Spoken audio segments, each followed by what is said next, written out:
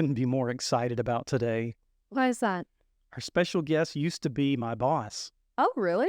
That's right. This is going to be a great episode. Welcome to Conversations in Commerce, where we have candid conversations about technology, e-commerce, web to print, the supply chain, and we try to have a little fun in the process.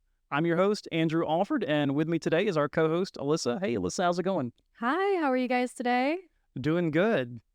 So, what do you think about our guest today? He used to be your boss. That's right.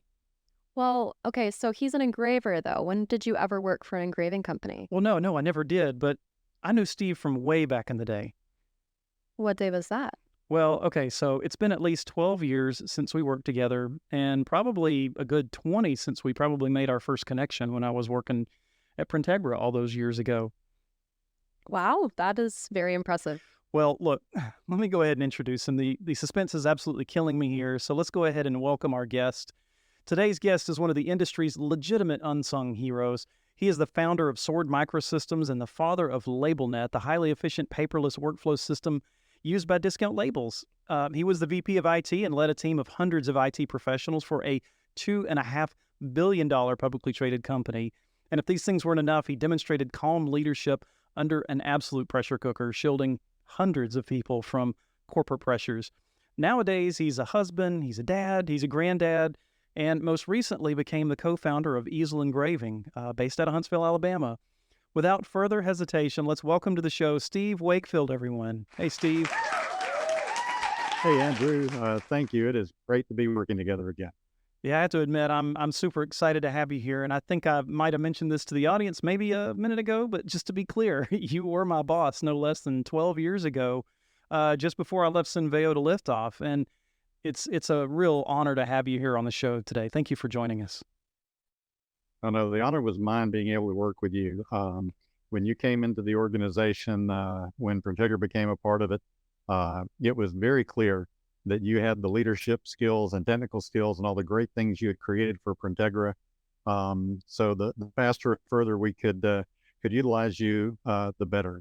And you continue to show that with the great company you built today. Well, thank you. When I introduced you as an unsung hero a few moments ago, I wasn't kidding. You've proven it's possible to demonstrate that you can have an incredible and widespread impact without ever shining the light on yourself. Sometimes I refer to my team as the disciples of Wakefield, and that there are a ton of values that you impressed on me and several members of the team that defected to Liftoff from Synveo. We'll be in the process of working through some sort of major problem, and sometimes we'll often refer to how you would have handled it, right? We'd say, what would Steve do?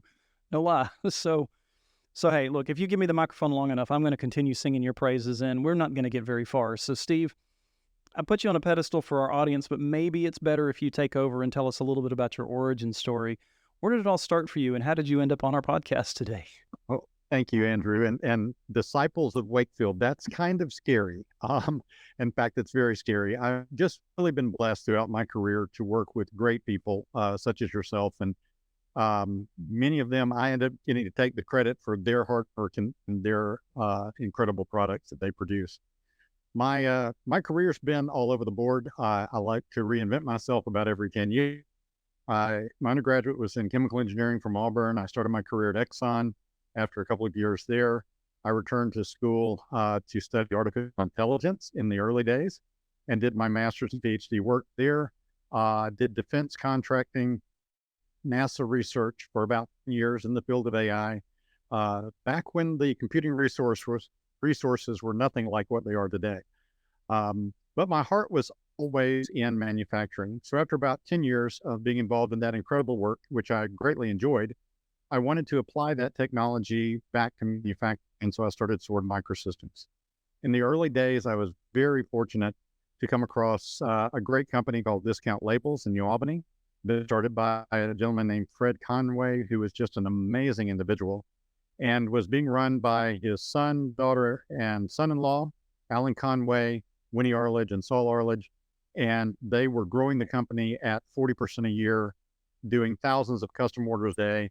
And we had the privilege of implementing an electronic workflow system with them and with their incredible internal IT team. That went great. As they began to grow, they were acquired by various companies, ultimately being acquired by Synveo.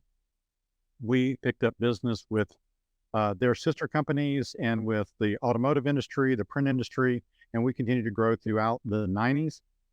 When 2000 hit, the dot-com bubble burst, manufacturing went into a recession about as deep as the Great Depression, or the biggest one since the Great Depression.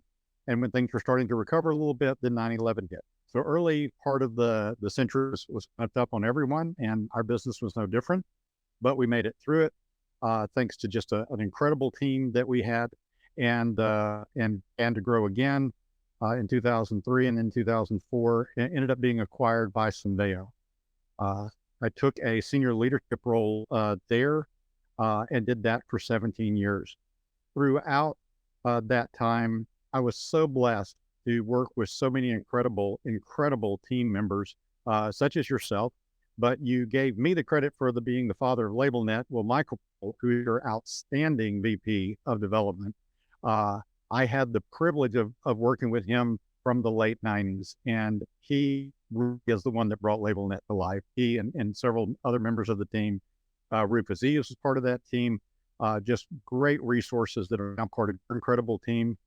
Cam, who you have leading your QA efforts, she was a part of the original team that implemented the electronic workflow, and then for many years, a key driver in its iterations and improvements and changes. And ultimately, she was so impressive that we couldn't leave her in production, and I was able to steal her into IT, where I had the joy of having her on our team for many, many years. And now she's part of your incredible team. Ashley was part of our team, and another incredible resource. So I think you understand what it's like to start a small business and the value of incredible resources, and it shows with the team that you've built. If I do say so myself, I've been just really blessed to work with all of those. About 3 years ago, at a point, kids are grown, and Symbeo had been through ups and downs, unfortunately, mostly downs, and just decided it was time to do something else. And the most fun I've ever had in my career was running Sword Microsystems. So, working with a couple of business partners, Joe Cortez, who you know, who was the president of one of the segments in Symbeo many years ago, who I really respect and is just another great leader that I've had the privilege of working with, and Michelle Eubank, who has been just an outstanding partner for many, many years throughout the journey. Both of them agreed to be business partners, and we launched Easel Engraving, and that's how we got into it. Wow. I mean, it's incredible how we all ended up here, right? I don't know if we call it grace or happy accidents, but I mean, I'm really excited to be where we're at today. So, Steve, I know you mentioned a lot there, and not to add to the list of humanitarian nods for you, but one of the things I remember each year is that you spent some time in Nicaragua, right, working with the underserved. And, it always impressed me a lot that you took so much personal time and you traveled such a long distance to help a group of people that you didn't know. Tell us a little bit about your work there and what you've seen, the positive progress from your mission trips. Well, I've been so blessed, Andrew, to be able to go 8 times to Nicaragua and twice to Panama. I'll be making my 3rd trip to Panama this coming fall. Working with people that do not have access to the resources that we have. And it has been such an incredible experience. It really keeps me grounded. And I'm so impressed by those individuals, their resourcefulness, their grace, with so few resources to be able to accomplish so much, and to have such joy in life when we typically here have so much, and we whine about so little. We whine a lot when we have so much, and they have so little, and they're just very productive, amazing people. I'll give you one story that just really touched my heart. I was serving in a camp in a place called El Limonal, the Lemon. This was a refugee camp where victims of Hurricane Mitch, which was a Category 5 hurricane in the late 90s, that came in from the Gulf side over Nicaragua, hit the Pacific side, and was so large that it stalled, and for 3 days picked up energy as a Category 5 from both the Atlantic and the Pacific Oceans, and just dumped on that country. Oh, wow. hard to imagine that. Yeah. Imagine something like Katrina getting stuck for 3 days. Um, so this was a refugee community. They had no running water, no electricity, and they were between the city dump, the city sewage treatment plant, and the city cemetery. So great, neighborhood. And most of the houses were houses, and I use that term loosely. The homes were built from things they pulled out of the city dump. So there were limbs and garbage bags and pieces of tin. Wow. We were working with the children there, and one of the local churches that ministered there, feeding them 3 meals a week, and that was cooked over an open wood stove, about 150 children. And while we were serving them one day, there was a young man, father of a couple of small children, and that lived right next to the pavilion where we fed the children. And literally, his house was made of garbage bags. And there was a little walkway, a trail that had been worn in the ground in front of his house. It's kind of like you think of the sidewalk, probably about 1.5 feet of just wild grass, and then the dirt road in front of it. Even though that was the environment, he was on his hands and knees with a machete trimming that grass so that his front looked nice. Wow. And I thought, how many of us complain when our riding lawnmowers don't work quite right? Yeah. So it's really been a blessing to me to work with such incredible people, and they teach me an awful lot of lessons and really keep me grounded. And that sounds like a really big lesson in perspective, for one. All the things you mentioned there, those are things you just wouldn't expect to see. You don't walk down your neighborhood street and Right. see those sort of things. And I imagine it's very humbling, Steve. So really, really appreciate you going out and, being one of the people that are loving on other folks in the world, because Lord knows the world needs it. So, so look, now now let's switch gears. We're just going to tear the transmission out of the car, because we're going from talking about humanitarian stuff now to what you're doing today. So look, you're in the field of engraving, which is quite a departure from where you started. With easel engraving, I see that you're doing quite well. So maybe it's time to focus a little less on Steve and more about your business. So, I guess maybe take us through a walk of what you do over at Easel every day and what daily life looks like at an engraving company. Okay. Well, first of all, it's not really that much of a departure when you think that we've worked in custom printing, custom products for so many years. That's true. So we were able to really marry a lot of what our experience has been in those industries.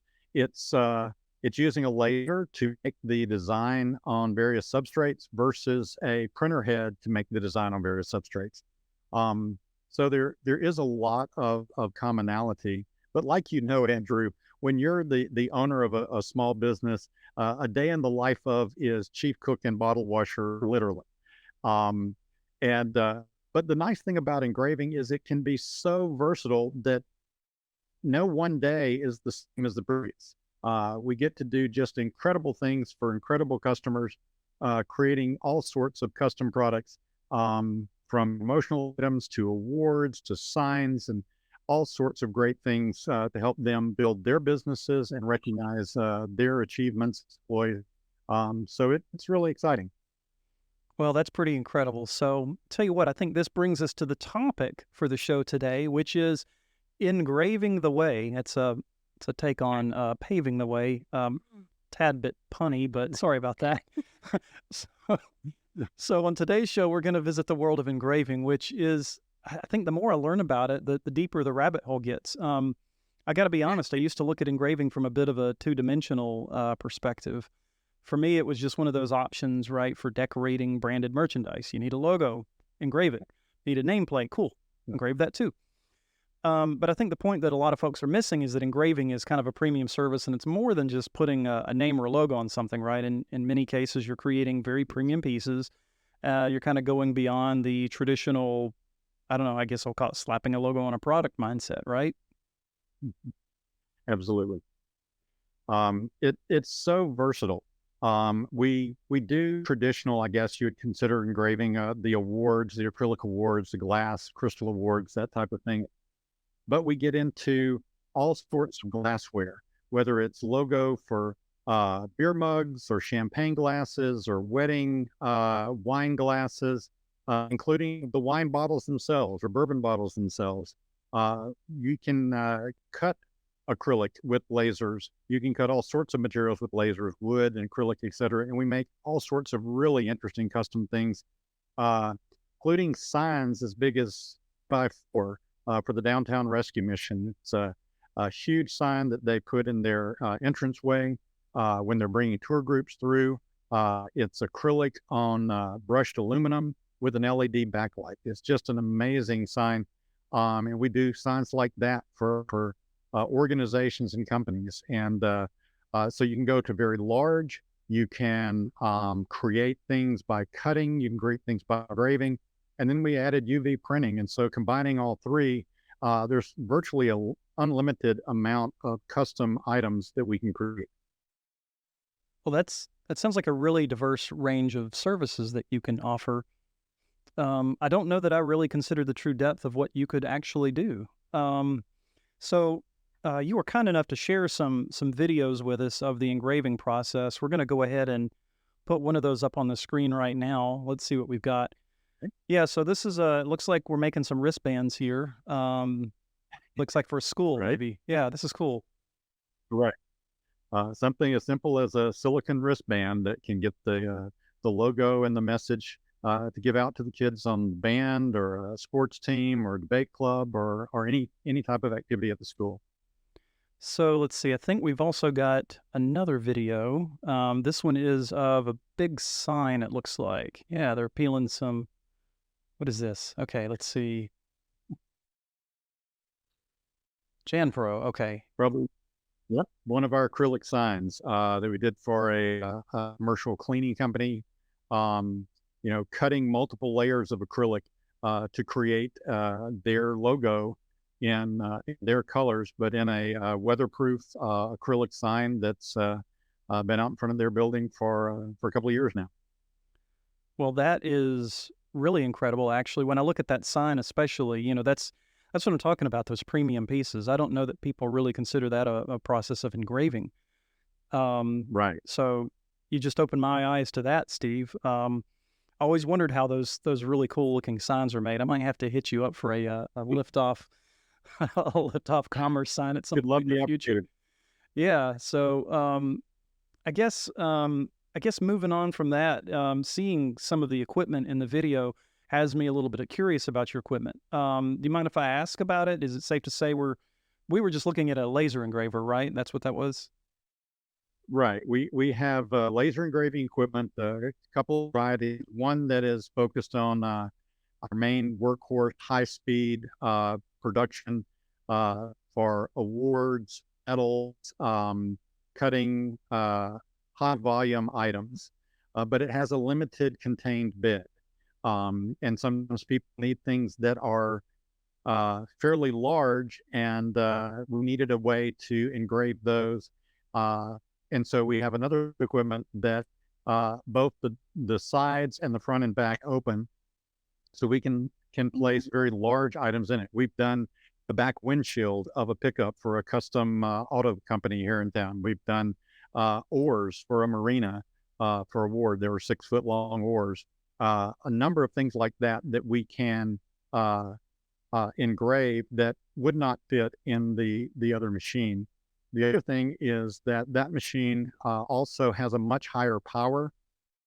Even though it goes slower than our main workhorse machine, it does a great job in metal marking, which usually requires a much slower speed, and glassware. All of our machines have rotary attachments that allow us to do tumblers and glassware and wine bottles, those types of things. Then within the past year, we've added the UV printing capability because more and more of our customers were looking for a combination of engraved and color. And those machines can go up to 36 by 24 sheets. They're flatbed, but we recently acquired equipment that allow us to do direct to film with those machines that allow us to apply that ink onto circular and spherical items. So a lot of good equipment that lets us create a lot of neat things for our customers. That is extremely cool. I got to say that laser that we were watching that video looks pretty hot. I mean, it's safe to say that's not what you play with your cat with, right? That thing gets pretty hot. Is so how one, I guess, how hot does it get, and is that variable depending on the substrate you're working on? You're absolutely right. The laser works is by essentially focusing a laser beam on a very specific point, and applying, which creates a lot of heat. So it basically burns the substrate. It can vary. It is one of the key parameters in setting up a job, is setting that power in combination with the speed that you're running it to get it just right for the material. For example, polypropylene, we can engrave, but it has a very low melting point. I believe it melts around 3 degrees Fahrenheit. So we can get beautiful, beautiful results on it if we go very rapidly with very low heat. It's a beautiful result. You get too much power or too slow, and you end up with a puddle of goo. Not that I would know personally, mind you, but I've heard. So you have to be very careful with the power. But then that can go all the way up to metal marking, which requires temperatures between 2,500 and 3,000 degrees Oh Fahrenheit. my gosh. So you have to go very slow and really cut into those materials. And then in between is everything from etching glass to engraving and cutting wood. So the temperature varies widely, and it's one of the control parameters, but that is the basic way that it works. That's hot. So 2,500 to 3,000 degrees. That's kind of insanity. I guess speaking of substrates, I did see a few different products that were in the video that you were creating. And there was some other videos that just didn't make it to the show, but there's a lot. I think we saw, we saw the wristbands, we saw the vinyl signage. I guess what are all sorts of different substrates can you work with? I mean, is it limitless, or what does that look like? It's virtually limitless, but not limitless. We work with acrylic an awful lot. Colored and clear acrylics work really well with engraving glassware. We do a ton of glassware. Also works really well. Crystal. The clear substrates like that, a ton of those. Wood, whether it's cutting boards or people that are making wooden signs, wooden coasters, that type of thing. Wood engraves really, really well. And as long as it's not too thick for the laser, can also be cut to very custom shapes.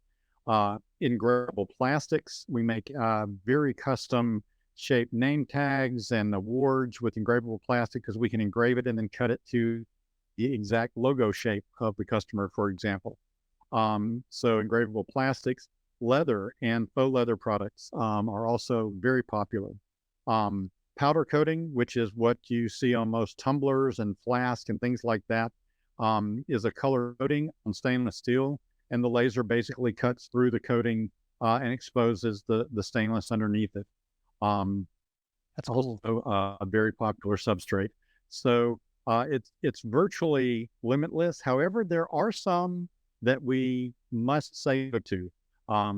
The first and foremost is anything with PVC or vinyl in it. Those are very common materials used in the sign industry and home improvement, etc., that people sometimes want us to engrave on, and we just have to say no, because when you use a laser on those materials, because of the heat, it creates chlorine gas. Oh. So not necessarily great for the environment. Certainly don't want to expose our employees to it. But then it also combines with moisture in the air to form hydrochloric acid, and it'll eat up your equipment like a quick lunch. So we absolutely say no to PVC. That sounds horrible. Noted. And you'd be surprised. We've actually had engravers that have been requested to engrave on a firework.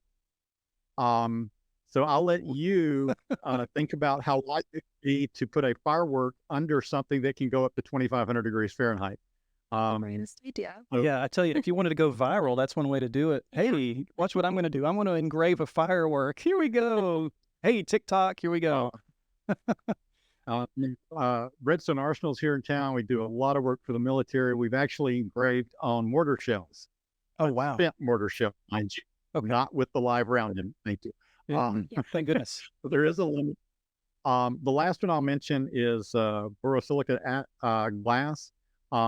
It's a specialized glass that is designed to withstand high thermal temperature changes, like, filling it up with ice and then dumping hot, boiling tea over it, and it won't shatter. It has some really great uses. However, when you try to laser etch it, rather than leaving a frosted micro shatter, which is how glass engraving works, it actually shatters the glass because it's resisting the thermal change so much that it actually breaks the glass. So when people request that we do customer supplied items for them, we have to make sure that it's a material that's not on our do not engrave list before we can accept it, or otherwise we have to politely say no. Wow. That's kind of crazy. So, man, I segue here. I imagine with an engraver, it's not just a piece of equipment you just pull out of a box, right? And just hit the button and it goes, right? There's calibration, there's trial and error. And imagine trial and error is expensive in the world of engraving, is it not? It is, and I would love to tell you that we did more trial than error, but there are days that error wins out, because you have to get the power, the speed, the focus, the leveling, everything has to come together perfect for that particular material. Yeah, some days it's more error than trial. That's part of the fun, is once you figure it out, then for that material, that customer going forward, you can be very efficient and create wonderful things for them. So the whole thing looks really cool. I mean, it's a really easy to demonstrate sort of process, and it offers a really premium branded component that stands out. Like, especially when you're in the world of branded merchandise, there's, stickers that you can overlay on stuff, or maybe embroidery, but engraving, it has that extra zing. I don't know how to say it, but it seems like this is, yeah. So this seems like a product or a service that our subscribers would be really interested in learning more about getting into. So for our subscribers, tell me what it looks like as an entry point for a distributor that's wanting to offer engraving services. Well, as you know, my heart is in the distribution channel, having worked in that field for almost 3 decades, and I understand and value what the distributor brings to the table. They understand the customer. They understand what it takes to invest in capturing that customer, nurturing that customer, getting the order. But they also understand the value of artwork, most importantly, which is key in creating any custom product. So I often tell people that the artwork is 80% of the battle and the engraving is only 20%. So as a distributor, you're already 80% of the way there. And we've been very fortunate. When we first started this, I really didn't expect the distributor channel to be as big a part as it's become.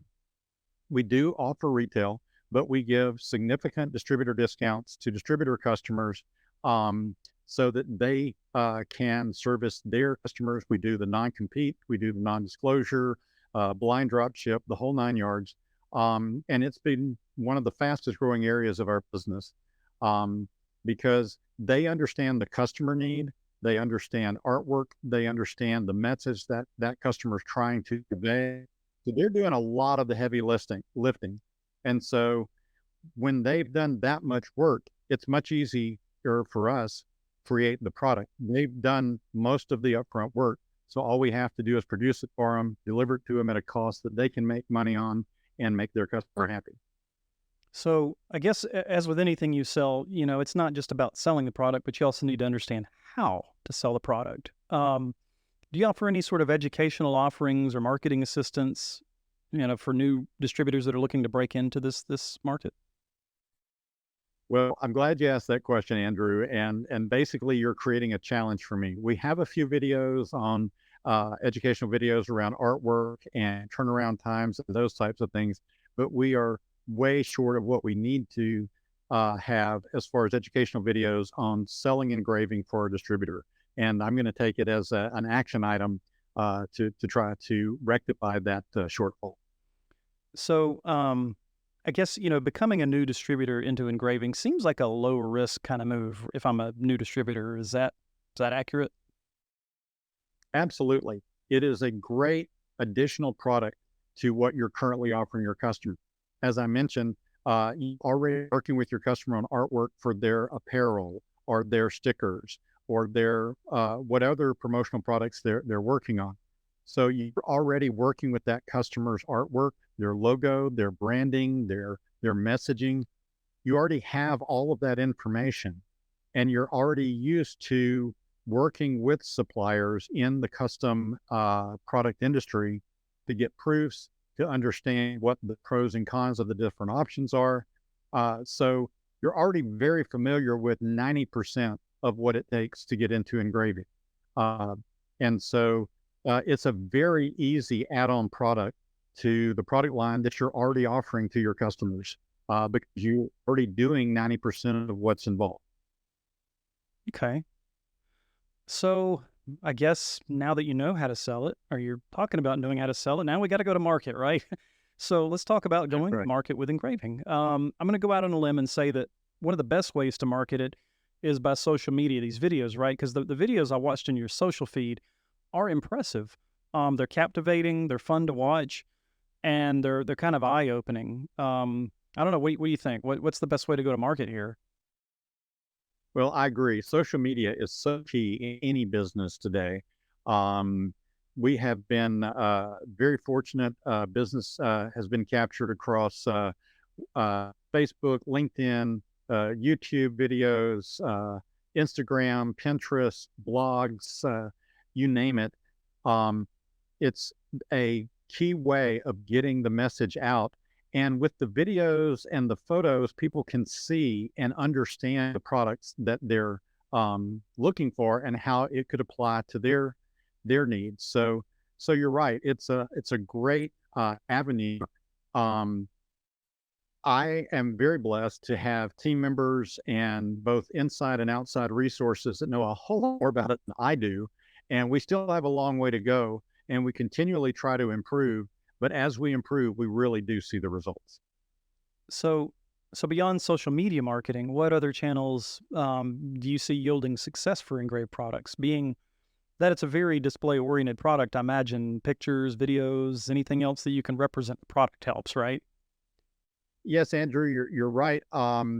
Being able to touch and feel samples is key in selling the product. So we've seen that any kind of trade show, chamber event, conference or exhibit where you can place a sample table that people can see, touch, feel the wide variety of products can be produced from engraving, really gets the ideas flowing and have been very, very successful in landing sales because people can actually touch and see the product.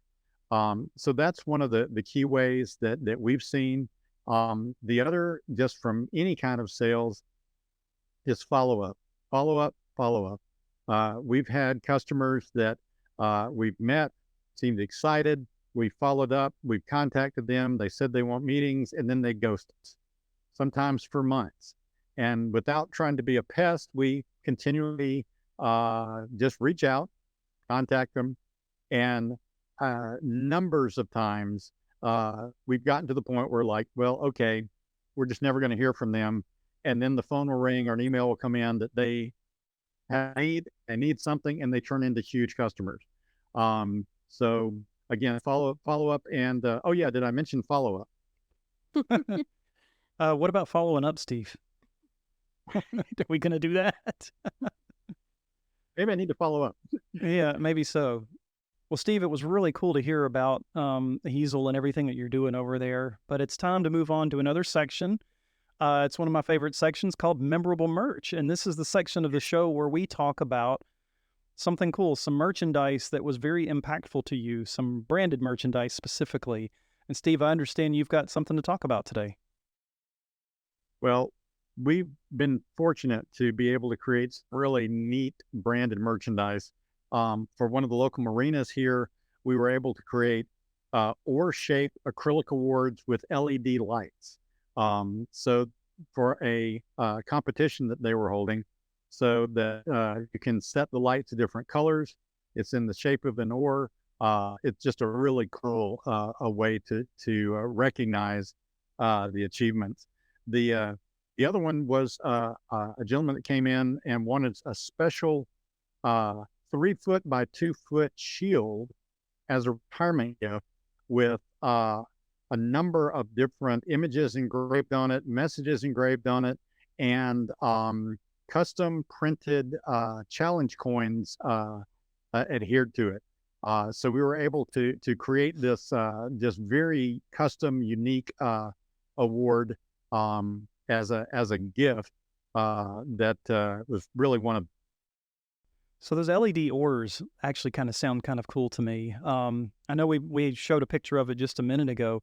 How is that powered? How is that just battery powered? Is that Rechargeable batteries. So rechargeables? Okay. just rechargeable. You can charge them with a USB cable, even, and they last a very long time. But yeah, just rechargeable lithium batteries.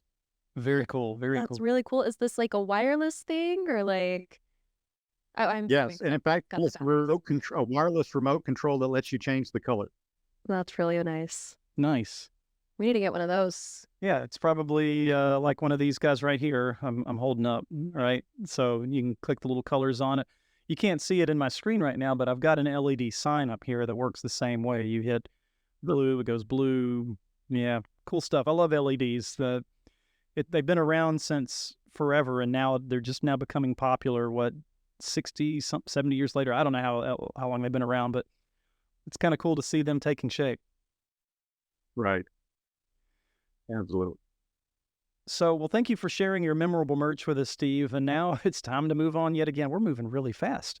This is a section of the show we call Tech Trends, and this is where we have an opportunity to kind of talk about the cool things that are going on in our industry, specifically related to tech. And Steve, you had mentioned you've got a few things that you have for us today, and I'm kind of curious to see what you got. Well, the buzz in the tech industry right now is artificial intelligence, and as that's where I started and did all my graduate studies and early days of research. I have refreshed some of that and have allowed a couple of people that I really respect that work in other industries to drag me back into consulting part time, just so I don't get bored between engraving things.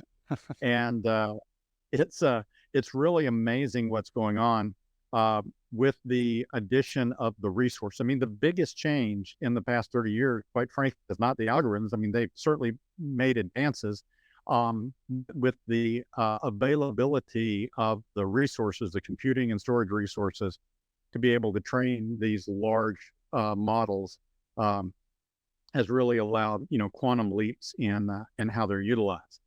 From my standpoint, I'm looking at it from how can it be utilized in businesses and in manufacturing and in operations and in marketing and promotions.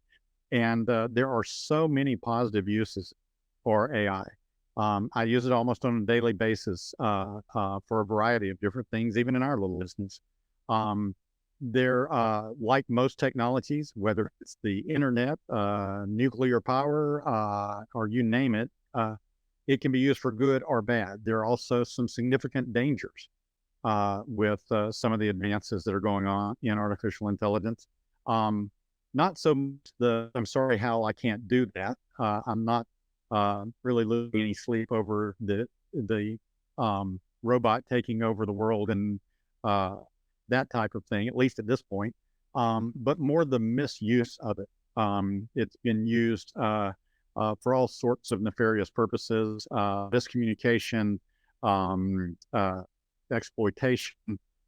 And so, I think that's the challenge that different government bodies have, is trying to figure out, and even the tech industry itself, how do you stay in front of all the positive things that it can do and contain the negative uses that it can be used. So it's interesting, we've been using AI as well. And last year, actually had an opportunity to visit Google Next, and it was all about AI. So we met in San Francisco, and it wasn't just your Chat GPT, which I think a lot of people have adopted now. Marketing teams almost everywhere are using Chat GPT to generate content.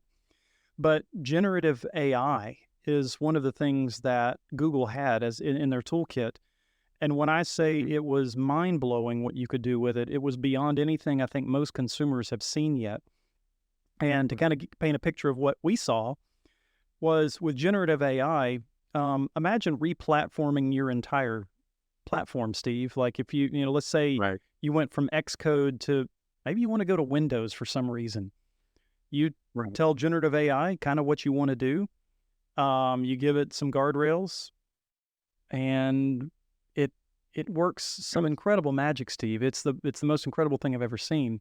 And so I think, from a development standpoint, the first thing was, oh man, this is scary. This is killing me. What does this do to professionals like myself in this space? Right. What about my company? It means that somebody could leapfrog me very easily with the next generation of technology. And to me, that was a very scary thing. But then you started getting a little bit more deeper into the weeds. You start talking about the ethics and the morals, some of the things that you were just talking about just a second ago. And one of the things that Google had talked about was way back in the day when they first started investing in this, and this goes back further than I think most people are aware that AI has been a thing, is that, the morals and ethics, there was an engine, there was literally layers, systematic layers that they put into place, knowing this would happen, knowing that this would come. And so Right. those protective layers are meant, even if a bad actor decided, hey, I'm going to use generative AI for some nefarious thing, it would put me in my place. It would keep me from being able to go off those rails because of those protections they put into place. They obviously wanted them in there before governments and, international agencies decided, hey, we're going to do this for you.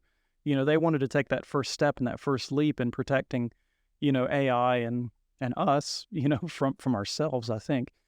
Right. But yeah, it's incredible. And I think you said it earlier, you studied AI how long ago? Started in the mid 80s, believe it or not. Yeah. See, it's been around for a long time. Sorry, go ahead.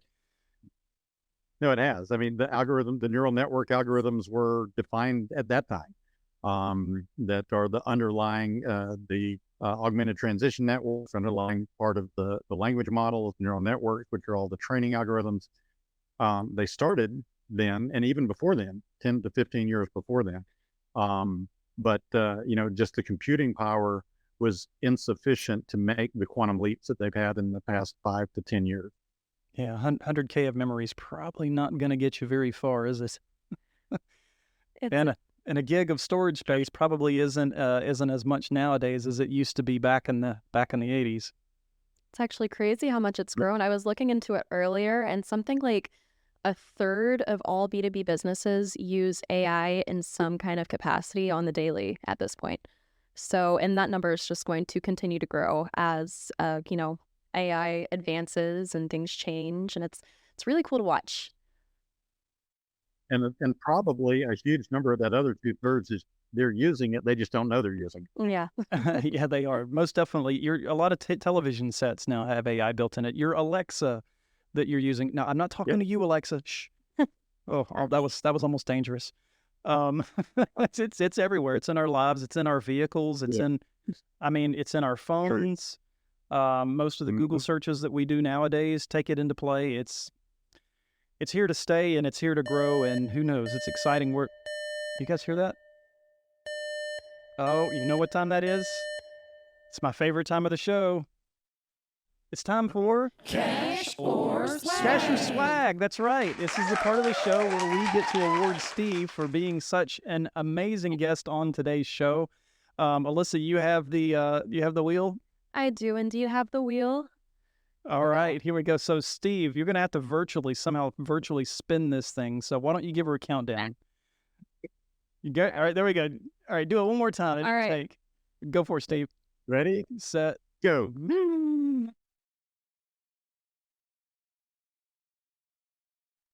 we have a Liftoff jacket. Oh, what is that? That's a nice swag. Yes, it is. Is that one of our North Face jackets? I believe it is, yes. Steve, oh my goodness, you're gonna get one of our quality pieces, man. Awesome. Well, you absolutely deserve it for all of the time that you spent with us today. I really appreciate your insights, and if anything else, it was great getting caught up with you after 12 years of not working together. So, really appreciated having you on the show, your insights, and I really hope that someday you might be able to come back and show us what engraving looks like, I don't know, in the future at some point. I would look forward to it. I just have enjoyed getting back together, Andrew, with you, and Alyssa, thank you. This has been just a wonderful experience, and I really appreciate the opportunity. Well, thank you. And for our subscribers and our viewers and our listeners, thank you so much for investing your time in our show today. We hope that you found it useful and wonderful. And by the way, go check out Easel Engraving. They're an incredible outfit run by an incredible group of people. You won't be disappointed. Until next time, thank you.